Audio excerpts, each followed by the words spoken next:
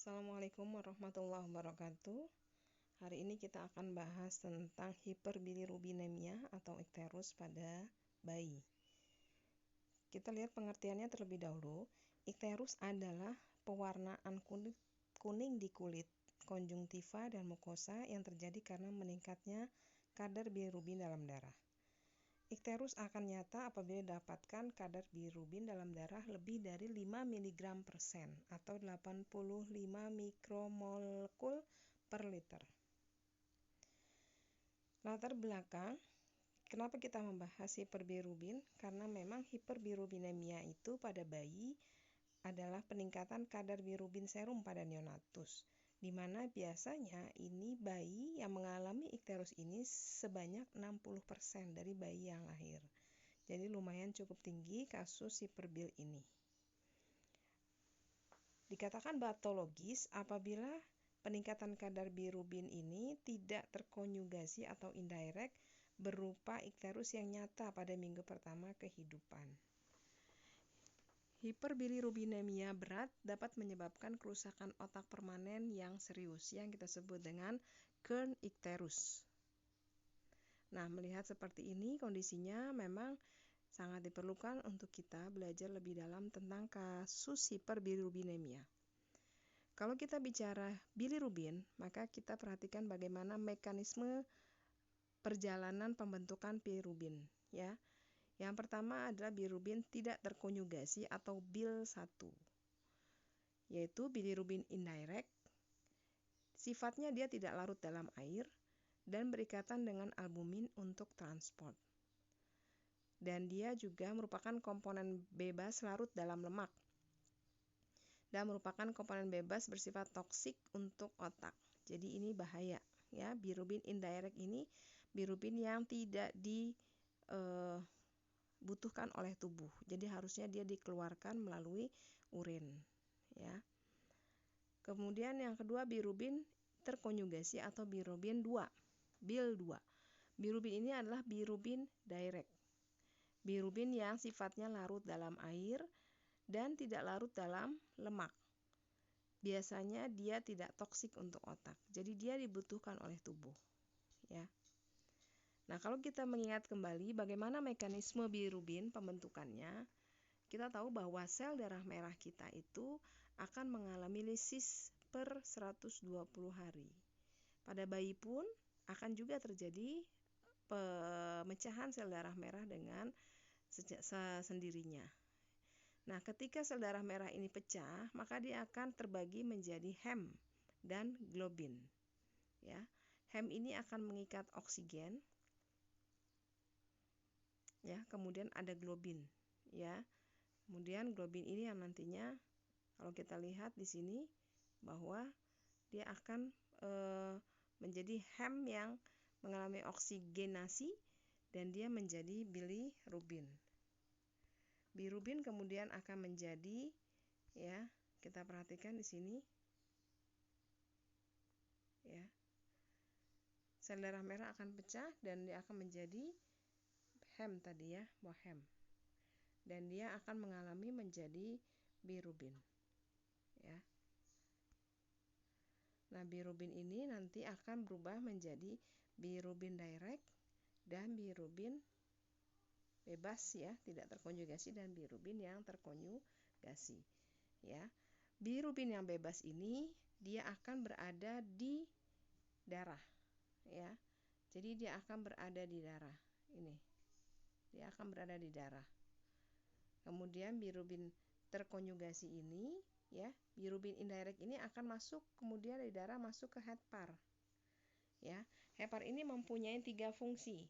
Dia akan melakukan konjugasi, ya, untuk hepar terhadap bilirubin akan melakukan konjugasi.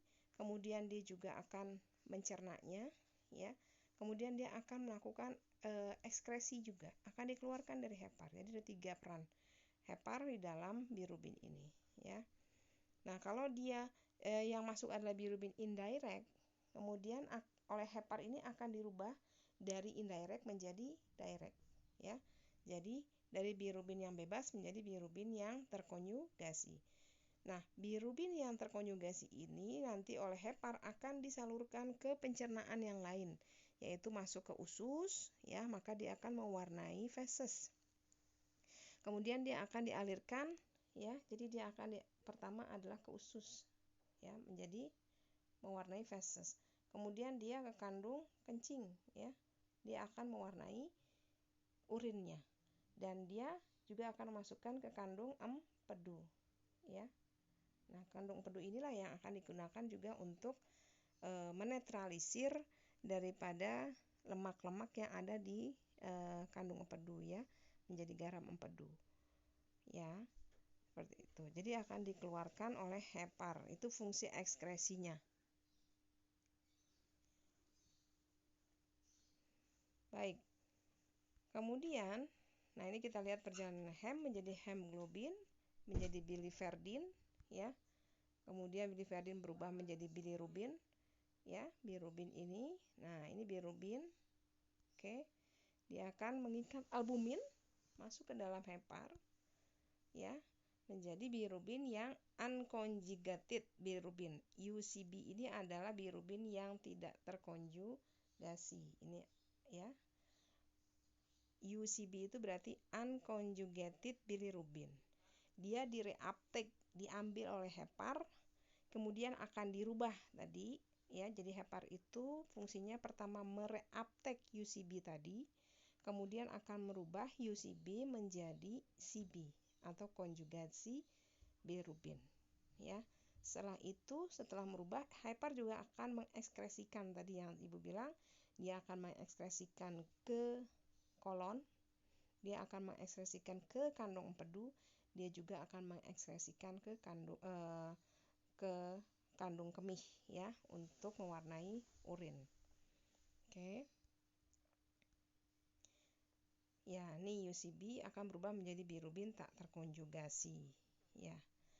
Nah, sekarang kita lihat mengapa bayi mengalami ikterus pada minggu pertama, ya. Pertama, ini adalah suatu yang sifatnya fisiologis, ya, karena memang meningkatnya produksi bilirubin, ya. Turnover sel darah merah yang lebih tinggi. Jadi pembuluh darahnya banyak yang pecah pada saat awal-awal minggu pertama kehidupan. Kemudian penurunan umur sel darah merah. Seharusnya dia 3 bulan, ini dia lebih cepat, ya, memudahkan terjadinya perdarahan, ya. Jadi sel darah merah pada awal kehidupan itu akan lebih cepat lisisnya dibandingkan nanti kalau anak sudah dewasa agak besar, ya. Yang seharusnya 120 hari ini lebih cepat. Makanya kenapa pada bayi yang baru lahir biasanya harus diberikan vitamin K, ya. Vitamin K ini adalah untuk mencegah perdarahan. Karena memang pada bayi itu sel darah merah akan lebih mudah lisis dibandingkan orang dewasa. Kemudian penurunan ekskresi bilirubin, ya. Jadi kenapa mungkin terjadi? Karena kesulitan hepar untuk mengeluarkan bilirubin yang sudah dikonjugasi keluar dari hepar, ya. Jadi ketidakmampuan. Jadi pada bayi itu memang fungsi heparnya itu masih belum sempurna. Jadi dia nggak mampu mereuptake sehingga bilirubin yang beredar dalam darah itu masih banyak mengandung unconjugated bilirubin. Jadi darahnya masih banyak mengandung bilirubin. Dia tidak bisa diambil oleh hepar karena memang masih matur heparnya, ya. Kemudian dia juga terjadi penurunan konjugasi oleh hepar karena heparnya masih immatur, ya, belum matur, belum matang, sehingga dia tidak bisa mengubah. Tadi kan harusnya dirubahnya oleh hepar dari unconjugated bilirubin menjadi conjugated bilirubin. Nah, ini karena dia masih bayi, heparnya masih belum sempurna fungsinya, maka fungsi ini pun merubah konjugasi, tidak terkonjugasi menjadi konjugasi ini juga masih rendah, ya. Kemudian terjadi peningkatan sirkulasi bilirubin enterohepatik. Nah, ini yang menyebabkan tadi karena heparnya itu belum matang sehingga bilirubinnya itu banyak beredar dalam darah, ya. Kemudian ketidakmampuan hepar juga untuk mengeluarkan bilirubin yang tidak terkonjugasi, yang sudah terkonjugasi tadi. Jadi harusnya dikeluarkan ke kandung kemih, dikeluarkan ke usus, dikeluarkan kandung empedu. Ini dia tetap bertahan di dalam hepar, di dalam pembuluh darahnya, sehingga kandungan bilirubin itu tetap tinggi dalam darah. Nah, inilah mengapa pada bayi ya akan terjadi kuning pada awal-awal minggu kehidupan. Nah, icterus pada neonatus disebabkan oleh peningkatan kadar bilirubin serum pada neonatus. Icterus yang nyata biasanya bilirubinnya lebih dari 5 mg per desiliter. Nah, dikatakan hiperbilirubinemia itu biasanya pada bayi cukup bulan apabila kadar BIL1 atau bilirubin unconjugated itu lebih dari 12,5%, 12,5 gram persen. Sementara itu pada bayi cukup bulan ya. Pada bayi yang BBLR biasanya bilirubin satunya atau unconjugated bilirubinnya kadarnya lebih dari 10 gram persen. Jadi kita lihat pada bayi kecil itu disebut dengan hiperbil kalau kandungan bilirubinnya lebih rendah dibandingkan bayi normal. Ya, bayi kecil itu 10 aja sudah dikatakan hiperbil. Kalau bayi normal itu baru 12 gram persen dikatakan dia hiperbilirubin. Nah, kenapa kita khawatir apabila terjadi icterus pada neonatus ya? Ini dia, karena peningkatan bilirubin yang besar di dalam darah ya, akibatnya akan beredar dalam seluruh tubuh darah bayi ya, sehingga sampai dia akan masuk ke dalam otak. Ketika masuk ke dalam otak, inilah yang kita sebut dengan kernicterus ya. Apa itu kernicterus? Yaitu di mana kadar bilirubin sudah mewarnai sel susunan saraf pusat ya.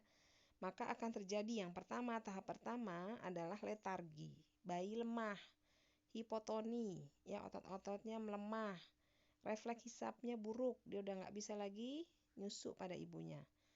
Selanjutnya kalau didiamkan, bayi akan bertambah parah, ya akan terjadi demam, hipertonia, ya kejang malah terjadi, dan terjadi opis tonus, ya otot-otot wajahnya kejang, ya.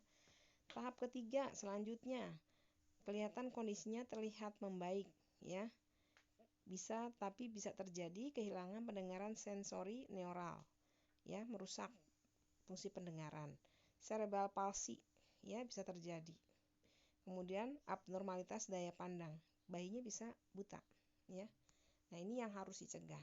Jadi kalau pada bayi yang dengan kernicterus dia bisa terjadi cerebral palsy, bisa jadi dia tidak bisa melihat, buta ya, juga dia tidak bisa mendengar.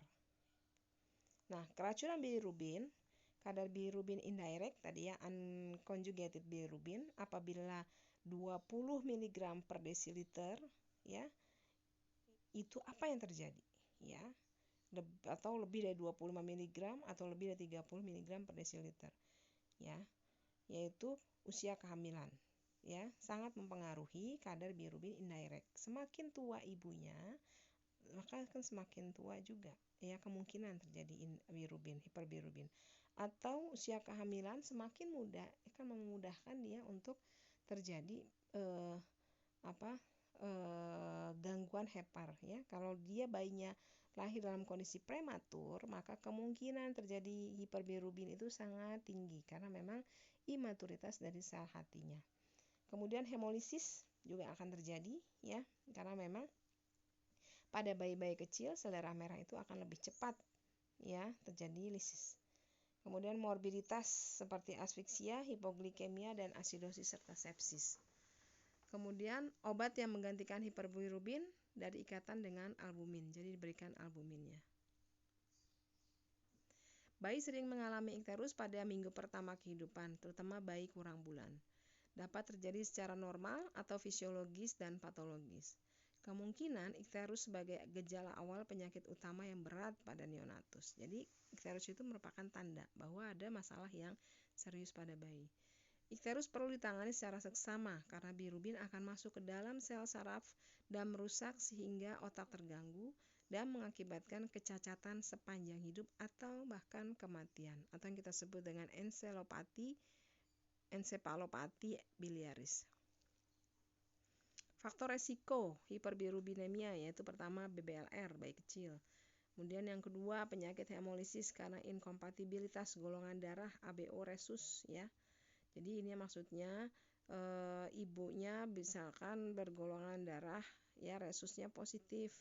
Kemudian anaknya itu resus negatif. Maka begitu kehamilan kedua akan terjadi inkompatibilitas di mana bayinya menjadi resus positif dan itu menjadi lawan daripada resus si ibu yang juga positif ya. Ini bahaya. Kemudian asfiksia atau asidosis ini juga menyebabkan hiperbilirubin. Hipoksia ya, trauma cerebral dan infeksi sistemik atau sepsis neonatorum. Ikteris pada bayi prematur ya, awitan terjadi lebih dini. Puncak lebih hebat ya. Kadar puncak lebih tinggi, memerlukan lebih banyak waktu untuk menghilang sampai dengan 2 minggu. Penyebab bayi kuning yang normal, ini yang fisiologis ya. Pembentukan bilirubin berlebihan, ya, volume sel darah merah atau per kilogram berat badan bayi lebih besar. Umur sel darah merah bayi lebih pendek, sehingga pemecahan sel darah merah tinggi. Besarnya bilirubin yang kembali dari usus ke pembuluh darah itu akan menurun. Dan gangguan perubahan bilirubin serta pengeluaran bilirubinnya lebih rendah. Ya, seperti tadi sudah Ibu jelaskan. Ikterus fisiologis, ya. Kuning pada kondisi yang normal, ya. Biasanya terjadi pada BCB bayi cukup bulan, ya. Awitannya biasanya terjadi setelah 24 jam atau setelah 21 hari. Setelah 1 hari maksudnya, ya. Dan dia akan memuncak pada 3 sampai 5 hari kehidupan dan menurun setelah 7 hari kehidupan. Bayi cukup bulan rata-rata memiliki kadar bilirubin serum puncaknya sekitar 5 sampai 6 mg per desiliter. Ikterus fisiologis berlebihan maka bisa menyebabkan bilirubin serum puncak sekitar 7 sampai 15 mg per desiliter pada BCB. Nah, ini kita lihat ikterus fisiologisnya pada hari pertama yaitu sudah mulai muncul ya, naik. Kemudian hari kedua dan ketiga dia memuncak, kemudian hari kelima mulai menurun dan hari ketujuh juga menurun ya dan hilang. Nah, ini fisiologis ya, jadi muncul di hari pertama dan kedua. Nah, sekarang ikterus non fisiologis.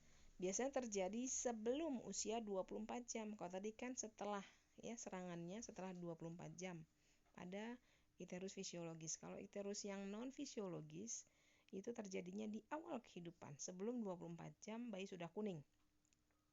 Terjadi kenaikan lebih dari 0,5 mg per desiliter per jam. Jadi kalau di awalnya diperiksa 8, 1 jam kemudian 8,5, 1 jam kemudian 9 dan seterusnya sampai akhirnya bisa jadi dia di atas 10 mg. Ya, kalau pada bayi yang kurang BBLR maka 10 mg itu sudah kategori hiperbilirubin. Ya, atau kalau misalkan dia lebih dari 12 mg maka sudah kategori hiperbilirubin pada bayi yang lahirnya berat badannya normal. Tingkat cut off-nya itu lebih dari 15 mg pada bayi tadi sudah ya, pada bayi yang cukup bulan dan 10 mg pada bayi prematur. Ikterus bertahan biasanya lebih dari 8 hari pada bayi cukup bulan dan lebih dari 14 hari pada bayi prematur. Dan munculnya tanda-tanda penyakit lain. Nah, ini kita lihat hiperbilirubin fisiologis melawan non fisiologis ya. Yang fisiologis yang warna hijau seperti itu. Jadi hari pertama sudah mulai muncul dan akhirnya dia akan hilang di hari ke-7. Yang non fisiologis kita perhatikan dari mulai awal pertama sudah mulai kuning ya sampai dengan akhirnya dia hari ke-7 masih tetap tinggi. Pemeriksaan klinis ikterus dapat dilakukan pada bayi baru lahir dengan menggunakan pencahayaan yang memadai. Ikterus akan terlihat lebih berat bila dilihat dengan sinar lampu dan bisa terlihat dengan penerangan yang kurang. Ya. Ikterus muncul pertama di daerah wajah, menjalar ke arah kaudal tubuh dan ekstremitas. Caranya dengan tekan kulit dengan ringan, kemudian menggunakan jari untuk memastikan warna kulit dan jaringan subkutan. Pada hari pertama, tekan pada ujung hidung atau dahi. Ya. Hari kedua, tekan pada lengan atau tungkai. Hari ketiga dan seterusnya tekan pada tangan dan kaki.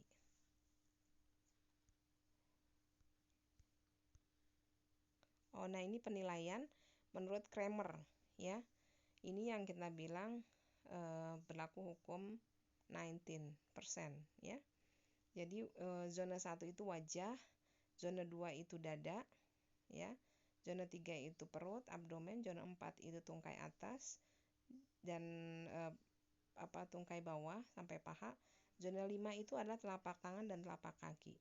Ya, di sini kita bisa rubah ya, 1 mg/sen itu sama dengan 17,1 mikromol ya.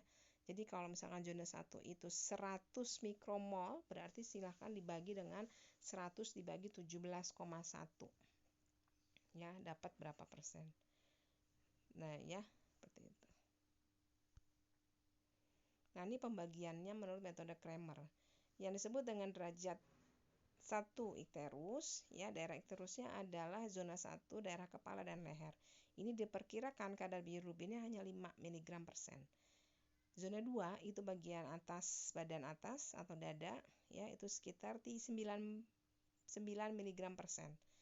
Zona 3 itu bagian bawah tungkai dan bagian tangan ya, lengan atas. Nah ini sekitar 11,4 mg/sen. Zona 4 itu lengan kaki bawah lutut, itu sekitar 12,4 mg/sen. Dan zona 5 itu telapak tangan dan kaki sekitar 16 mg/sen. Jadi artinya kalau kita sudah hitung bahwa dia ada di zona 4 ya, berarti kemungkinan kadar bilirubin anak itu sekitar 12,4 megapersen ya. Nah ini alat ukur bilirubinometer transkutan ya, berguna sebagai alat penapisan pengukuran bilirubin ya, cukup akurat ya. Transkutan bilirubin itu cukup akurat, tidak akurat setelah fisioterapi. Pemeriksaan penunjang ya, pertama ditemukan sangat berguna untuk data dasar mengamati perjalanan ikterus ke arah kaudal tubuh. Bila tersedia fasilitas, maka dapat dilakukan pemeriksaan penunjang sebagai berikut ya. Pemeriksaan golongan darah ibu pada saat kehamilan dan bayi pada saat kelahiran. Bila ibu memiliki golongan darah O, dianjurkan untuk menyimpan darah tali pusat pada setiap persalinan ya, untuk pemeriksaan lanjutan yang dibutuhkan. Kadar bilirubin serum total diperlukan bila ditemukan ikterus pada 24 jam pertama kehidupan. Untuk puskesmas, fasilitas penunjang biasanya jarang tersedia, sehingga pemeriksaan atau penajaman klinis sangat diutamakan. Tentukan tingkat keparahan ikterus secara kasar dengan melihat pewarnaan kuning pada tubuh bayi dengan menggunakan metode Kramer. Pemeriksaan secara sistematik ikterus pada neonatus. Pada ibu hamil, golongan darah dan jenis RH sangat mempengaruhi. Jika RH ibu negatif atau memiliki golongan darah O, periksa golongan darah atau jenis RH tadi ya, tali pusat bayi ya. Memantau ikterus pada bayi setidaknya setiap 8-12 jam. Jika tingkat ikterus kelihatannya terlalu tinggi untuk seusia bayi, lakukan pengukuran bilirubin transkutan atau bilirubin serum total. Manajemen keperawatannya ya. Ikterus fisiologis tidak memerlukan penanganan khusus dan dapat rawat jalan dengan nasihat untuk kembali jika ikterus berlangsung lebih dari 2 minggu, yang seharusnya 7 hari sudah hilang. Jika bayi dapat menghisap, anjurkan ibu untuk menyusui secara dini dan ASI eksklusif lebih sering, minimal 2 jam sekali. Jika bayi tidak dapat menyusu, maka berikan ASI melalui pipa nasogastrik atau OGT atau dengan gelas dan sendok ya. Letakkan bayi di tempat yang cukup mendapat sinar matahari pagi selama 30 menit selama 3-4 hari. Jaga agar bayi tetap dalam kondisi hangat. Kelola faktor resiko asfiksia dan infeksi karena dapat menimbulkan ensefalopati biliaris. Setiap ikterus yang timbul dalam 24 jam pasca kelahiran adalah patologis dan membutuhkan pemeriksaan lab lebih lanjut. Minimal kadar bilirubin serum total, pemeriksaan ke arah adanya penyakit hemolisis, oleh karena itu selanjutnya harus dirujuk. Pada bayi dengan ikterus Kramer 3 atau lebih perlu dirujuk ke fasilitas yang lebih lengkap setelah keadaan bayi yang stabil. Komplikasi fototerapi. Ternyata fototerapi pun mempunyai dampak pada bayi ya. Di antaranya walaupun ini jarang terjadi, yang pertama pasti pemisahan ibu dengan bayi ya. terjadi tidak rooming in karena ibu biasanya di ruang perawatan dan bayi di dalam box di ruang perinatologi dengan menggunakan fototerapi.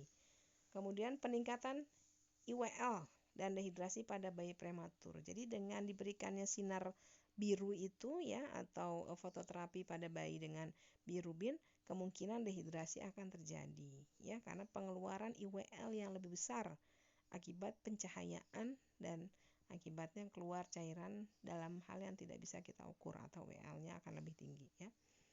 Bronze baby syndrome ya, bayi dengan icterus cholestatic ini akan terjadi ya. Baik, itu saja barangkali yang bisa Ibu sampaikan. Terima kasih atas perhatiannya. Assalamualaikum warahmatullahi wabarakatuh.